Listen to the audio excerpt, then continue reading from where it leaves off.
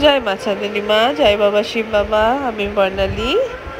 আজকে আমি আপনাদের সঙ্গে গল্প করব মা ও মেয়ের গল্প। দেখুন, পৃথিবীতে যত রিলেশন থাকে আমার মনে হয় মা এবং মেয়ের ভেতরে যে সম্পর্ক, সেটা ওপরে আর কোনো মেয়ে বা ছেলের সঙ্গে যে সম্পর্ক মায়ের সাথে, তার কোনো তুলনাই হয় না। আজকে আমি গল্প করব স্নেহলতা ও বৃন্দার গল্প। স্নেহলতা ছিলেন একটা বনেদি পরিবারের বউ। তার একটা কন্যা সন্তান ছিল, বৃন্দা। তাকে ছোটবেলায় সবাই, যেহেতু সে কথা বলতে পারতো না, কমিউনিকেট করতে পারতো না, তাই বলতো যে তোমার মেয়ে তো মাথা খারাপ, পাগল। পাগল বলাটা একটা মানুষের খুব খুব বাজে হ্যাবিট। কেউ যদি আপনাকে কখনো পাগল বলে, সেটা খুব আদর করেও বলে, কখনোই মেনে নেবেন না, সঙ্গে সঙ্গে আঙুল তুলবেন। তো যাই হোক, স্নেহলতা মেয়েটিকে বড় করলো, বিয়ে দিল। কিন্তু স্নেহলতার খুব মনে ইচ্ছে যে মেয়ে একটা কোনো ভালো চাকরি বাকরি করুক। যেমন কথা তেমনি কাজ, মেয়েটা পেয়ে গেল একটা দারুণ চাকরি।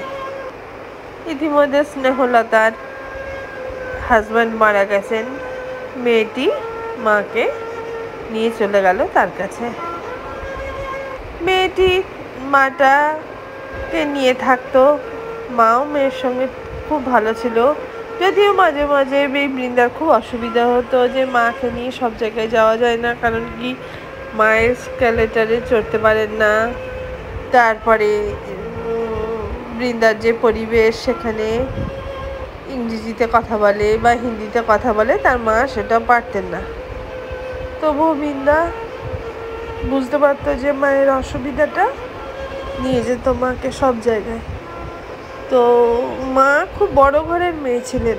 বৃন্দার মা যে ছিলেন না, উনি খুব বড় ঘরের মেয়েও ছিলেন, এবং তার হাজব্যান্ডও খুব বড় চাকরি করেছেন। তো কোনো এক সময় ওদের আর্থিক অবস্থাটা, ব্যবসাটা খারাপ হয়ে যাওয়ার ফলে খারাপ হয়ে যায়। কিন্তু মায়ের আদব কায়দা, চালচলন খুবই ভালো ছিল। তা বৃন্দার মা বয়স হলো, তখন বৃন্দার মাকে নিয়ে বৃন্দা একদিনকে কলকাতায় এলো। কলকাতায় এসে মাকে নিয়ে বললো, চলো তোমাকে আইটিসি সোনার বাংলায় নিয়ে যায়। তা মাকে নিয়ে গেল, মাকে খাওয়ালো। তো মা না খেতে গিয়ে, মা কাঁটা চামচ দিয়ে খেতে পারেন না, হাত দিয়ে। মা জিজ্ঞেস করলো মাকে, তুমি কি খাবে? তো বললো, আমি মাংস খাবো, ইলিশ মাছ খাবো আর চিংড়ি মাছ খাবো।